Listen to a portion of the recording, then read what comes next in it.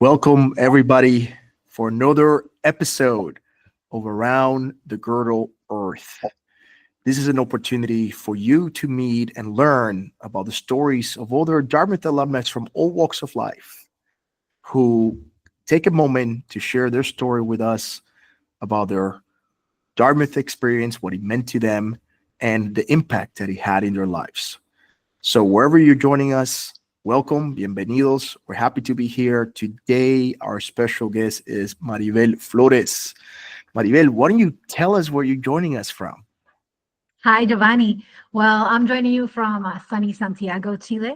Right now it's winter, but here I am at the Pontificia Universidad Católica de Chile, which is the number one top ranked university in Chile. And I would say, well, one of the very best in all Latin America. So it's a pleasure to be here with you today. That's fantastic. So you graduated from Dartmouth in 2001, and you started in 1997. And I'm kind of curious, what was your life before Dartmouth? Clue us in a little bit about life before Dartmouth. Yeah, let me tell you a little bit. So Yovany, I'm from New Jersey. I have a small family, my mom and dad, and my sister. And I guess before Dartmouth, I was pretty much very focused on academics. Very passionate about dance. I would take dance classes at a nearby, very close to my house, just walking distance from my house. I'm from an urban setting, I guess. So it was just, pretty nearby. And I would do ballet, tap, jazz, flamenco, modern dance. We would compete. It was a lot of fun. It just took basically I was dedicated to that and school. And I remember actually one of those days, one of my ballet friends was like, "Hey, Maribel, what are you going to do for college?" And they were like, "Oh, what are we going to do for college?" And I'm like, "Well, you should go like somewhere, somewhere special." I thought, that's interesting they would say that. And then I remember I know you're wondering, like, why did I get interested into Dartmouth in the first place? So I started checking out colleges, and I remember have this talk actually with my pediatrician. Funny as it may be, you just never know where these little hints come at you in life. And I was at the pediatrician filling out some form, like for some college application. She was like, "Have you considered Dartmouth?" Actually, and my pediatrician, she's actually Hispanic as well. She's actually Latina as well. And she was like, "My son went there and it's amazing. You should definitely give it a shot." And I was like, "But isn't it like rural? What's over there?" She said, No. It's the best of the best. She's like, don't let anyone tell you anything else. You have to see it for yourself." And I thought, okay, this got to mean something. And my mom got excited about it. I said, okay, there's something to this. And then I went over there to check it out at one of these exploratory like weekend activities. Yeah. And it was great. And so there was like no looking back. I realized. Wow. So you have a raving endorsement by your pediatrician, who was not an alum, but her son was.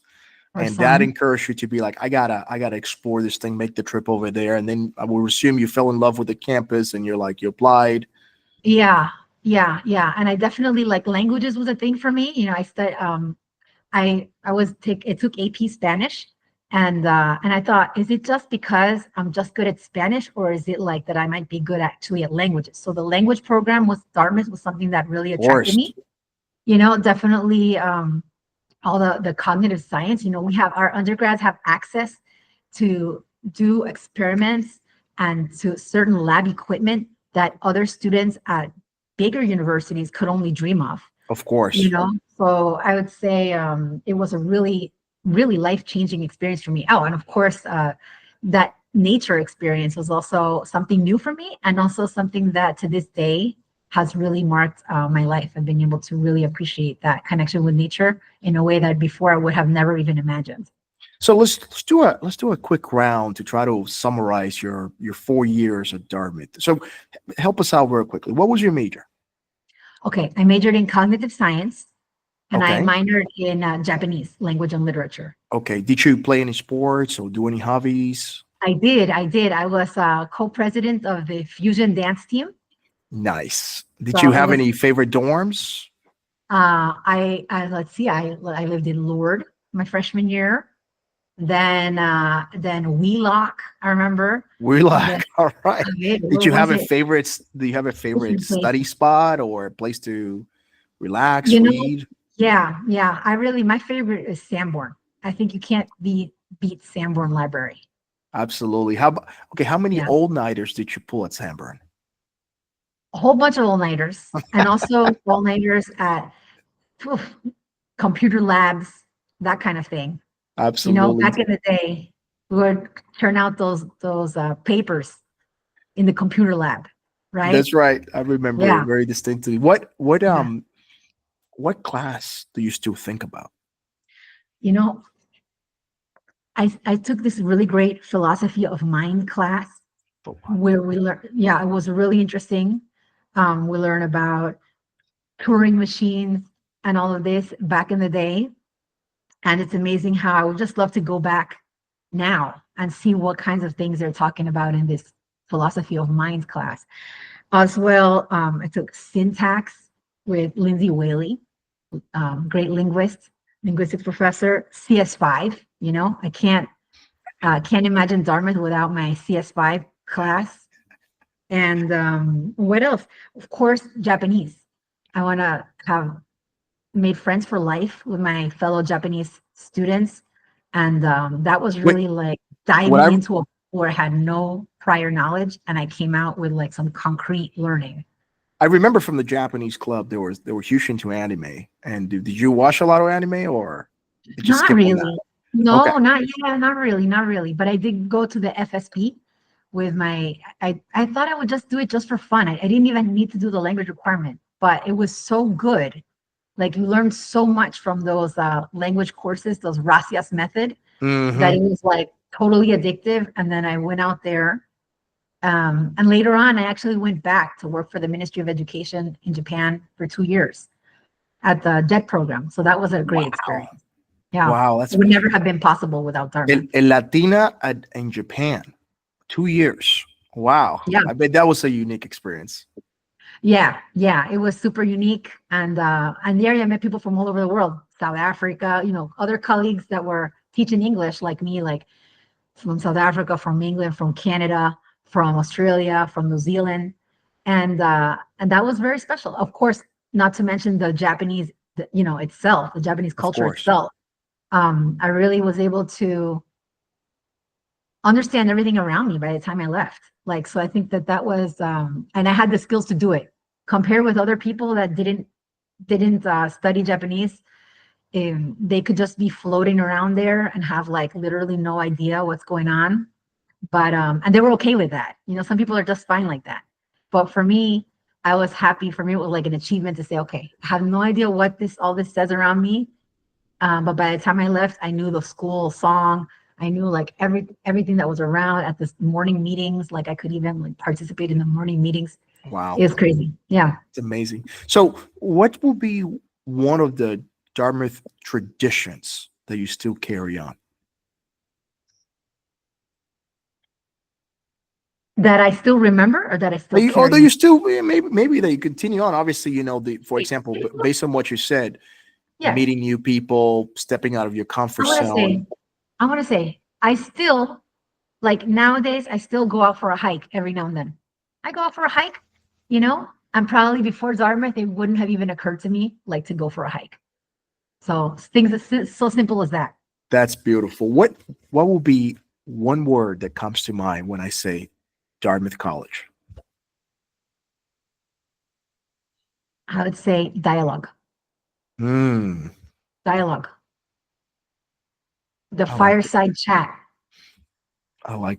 That's right. I, Yeah. I I think those are some of the pivotal key learning moments when Hanover, New Hampshire's in the middle of nowhere, but yet the world used to just travel there. And I agree with you. I love this fireside chats and all this dialogue that would take place with people that were visiting or even among students. Some of my favorite chats were at the Green, just spending time there and just really opening up ourselves. Yeah. And I think that that's something that not to be taken for granted. A lot of places you can't really talk like that openly about Yeah. whatever. And I think at Dartmouth, our students are very lucky. We have a chance to really just open up and just realize that whoever you're talking with has their own ideas, their own experiences, and that's okay. So I think that that's one of the big takeaways. I think there was no one like too different that you say, oh, that person, I can't talk with them. No, I think at Dartmouth, we all shared some common ground and were able to develop those skills, those social skills, to build bridges. And I think that that's something so important for tomorrow as well. Absolutely.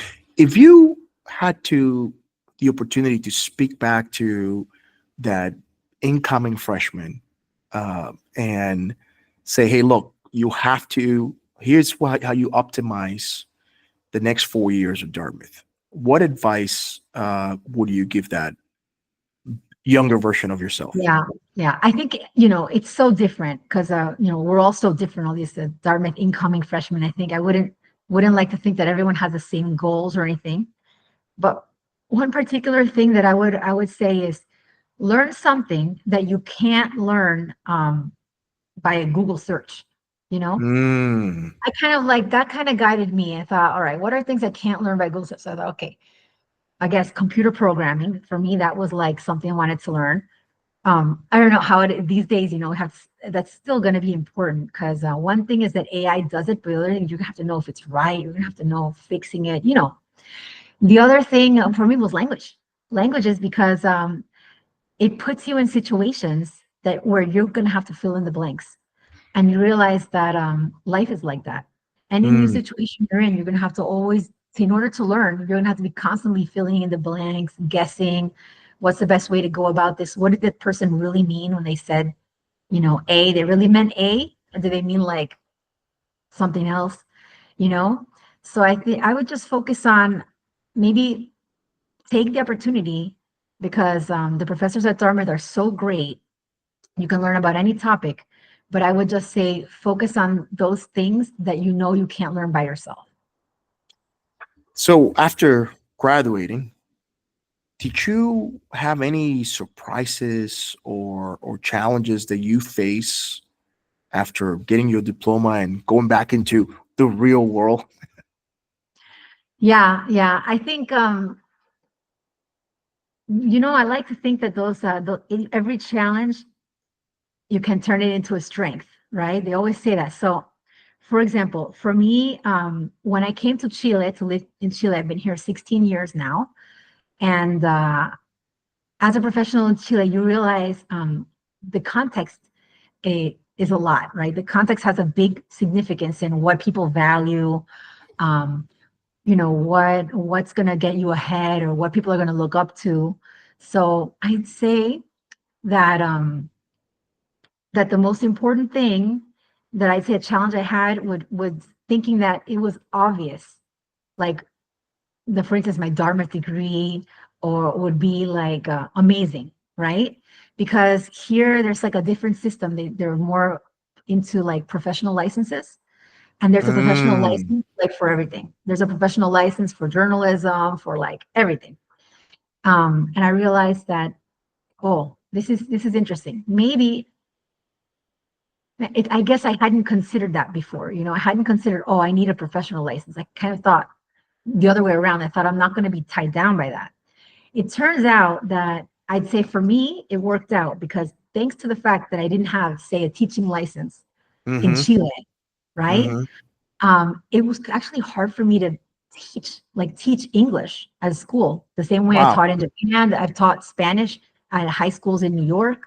But for here in Chile, for some reason, if I wanted to just show up at a school and teach, there are like a bunch of like barriers for that.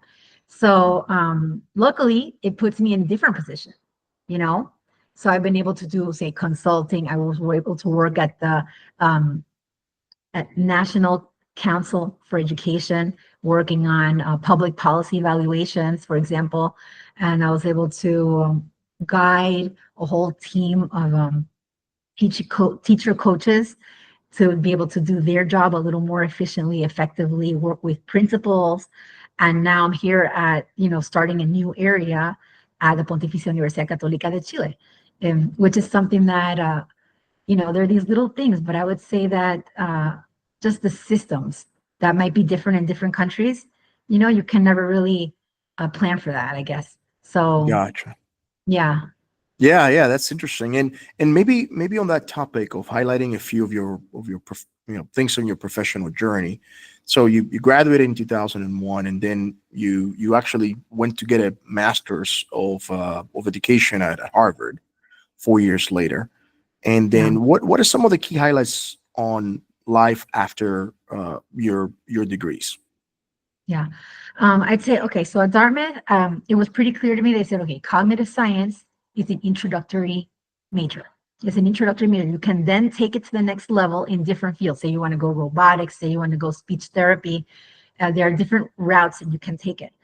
So I took it the education route, and then I realized, yes, this is for me. After teaching in Manhattan, and then teaching again in Japan, I thought, okay, I love this education thing. I want to get it down, and I want this to be part of my story. So I went for that master's in education, and it worked out. And then I was focusing on evaluating public policy at a consulting firm over there in Cambridge. And then I was transferred to the Washington office. It was great at Apt Associates, doing more consulting type work before moving to Chile. But I'd say that the fact that I was able to learn Japanese at Dartmouth, then I was able to have this girdled earth mindset, to say, okay, I'm going to go. Why not just go to Japan? Then by the time I got back, and when I had this chance to come to Chile, I thought, I'll be able to work in Chile. Yeah, sure, I'll be able to. There's full of schools. How can you not work? I already speak Spanish. It's a great place. I looked into it a little bit, and I thought, okay, this will work out. And exactly like that, it has worked out the past 16 years. That's So I think wonderful. that, yeah, and it was thanks to Dartmouth, because I think had I not had that mindset, you'd think, oh, what are you doing? It's going to be so crazy what are you doing going, to another country like that, just set up and live there. But I guess I kind of believe that around the Girdled Earth Yeah, that's right. story. That's right. Yeah. Yeah. Yeah. I have a feeling that if I was to listening to a tech talk from you, it would probably be around the topic of education and languages. Is my assumption correct, or will you have another topic? I mean, I think that that's an amazing topic. Education and languages, but also how our minds are so similar. Mm, As human beings, we share so many more similarities than differences. So I think that that's something that's really guided me along the way. And I'd love to share that with others as well. gotcha. How to make So those connections. Yeah. we often talk about success, right? So how has that definition of success been have evolved in any way or in any capacity, from your time at Dartmouth to post? Give us any insight on that. Yeah. I'd say my success definition also evolved a little bit because more and more I realized, we're not alone in the world. Like humans are social creatures. So, like for instance, when I think of success, we say flaco favor in Spanish. It would be like un flaco favor, looking out for my success. When there's a success, if my husband's success doesn't work out, my kids aren't successful. It's like a pack. So I'd say that my thinking has evolved more along those lines. How do I get success, like for a whole family unit to be like working and functioning successfully? Yeah, professionally and also personally. I like that. So, I know we probably won't delve too much on it, but would you say you're married? You got how many kids? Like, where are you in your personal I have life? 3 kids. I have three. I'm a wife. I'm a mom. I have 3 kids. My oldest son is 14. I have another son that's 12. He's about to turn 13, but not yet. And a daughter that's 11. Julieta, Manuela, and Joaquin are my kids. And are you So, indoctrinating them with the Dartmouth spirit? oh, I hope my plan is to make it out there with all of them next year and celebrate our 25th reunion with the whole That's a family. That would that's a be good awesome. plan. That would be like a dream come true. But it's a big dream because being out here, it's not that easy. Yeah. Well, on that topic, how will you describe the Dartmouth spirit to someone who didn't attend? Okay. I'd say for me, the Dharma spirit is about exploring. It's about taking it to the next level, about challenging yourself, doing things, trying things out that maybe you thought weren't you, or you thought I think it's more about discovery. I think it's about discovery, about finding your voice, I say, like that call in the wilderness. Yeah. I think, where's that going to lead you? So for me, Dartmouth is about that. It's about exploring. It's about meeting people. It's about getting to know, like you said, people from all around the world right there in Hanover, and taking chances, taking chances. Yeah, that's beautiful. I would echo those sentiments around curiosity and always learning and always, taking it. There's always more room to grow. Um, as we're coming to the end of our podcast, and I got just a couple more questions for you. As you think about legacy, right, and as you think about what you hope to leave behind, what are the thoughts that come to mind? Wow, that's such a deep question. Just it's those little signs that the age number is like ticking up there. We have some experience already. I think in terms of a legacy, I want to be someone that brings people together. I want to be someone that inspires people to continue making those meaningful relationships. I think that that's one of the things that we can hold on to as humanity, and we have to really not take it for granted. The humanities, for instance, is something that's huge at Dartmouth, and I think that that's something that we can't ignore. We need to that interdisciplinary strength. I think is something that I want to inspire people to realize that the different disciplines have something to contribute, and that if we ignore that, we're going to be missing out on really important opportunities, I think, as a humankind. So I would say that bringing Yeah, people together and humanities, and making sure that interdisciplinary, recognizing the different strengths of people. that's wonderful. So as my last question, as you think about other Latinos who graduated from Dartmouth, and maybe even other Ivy League schools, so it's not like there's too many of us. um, what will be your message to your peers? I would say, don't. We just have to avoid judging people. I think we have to just avoid, putting people into boxes, or saying, oh, she must think like this, or he must think like that. Or you're probably going to like this, you're probably not going to like the other. Because I would say, as you were mentioning, Yovany, we're so different. And I think that that's the important thing. The important thing is not, I wouldn't want someone to limit me, to judge me and say, oh, she's probably not going to be good at X thing, because I'm going to especially be good at that. You know, let yourself be surprised. Let yourself be surprised by the other. Yeah, I love that, because we certainly cannot be champions of diversity if we're not willing to accept diversity, right? And then within our population as Latinos, and within the U.S. or through Latin America, we're pretty diverse, right? So I love your message of don't let our assumptions or our biases box people. Allow us to do a process of discovery and find the unique voices that people bring to your table. I think that's a perfect way to wrap this up. You brought a unique voice to this podcast, and we're glad that we were able to capture your story, your love for Dartmouth, your wonderful experiences. Thank you for carving out for time. I'll share your LinkedIn profile if alumni and students want to connect with you. They could ping you there and follow up with you. And for the rest of you, thank you for joining us. And don't miss the next episodes of Around the Girdled Earth, where we echo wonderful stories of our Latino Dartmouth alumni from all over the world. Take care. Ciao. Thank you so much, Giovanni. It's a pleasure. Take care.